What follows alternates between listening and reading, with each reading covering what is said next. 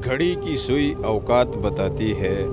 इंसानी जिस्म भी एक घड़ी है और ज़बान इसकी सुई है जो बंदे की औकात बताती है।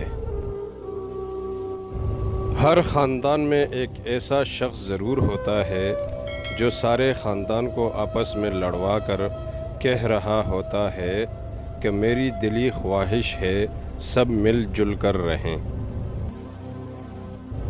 बोलने में जल्दबाजी मत करें, बोलने से पहले 1000 बार सोचें और बोलने के बाद उस पर कायम रहें, बाकमाल शख्सियत बन जाएंगे। अल्लाह का ज़िक्र अपने हाथों की उंगलियों पर किया करो, क्योंकि अंधेरी कब्र में ये रोशनी का सबब बनेंगी। बात सिर्फ एहसास की है, किस को 2 पल में हो जाता है और किसी को सदियों बाद भी नहीं होता।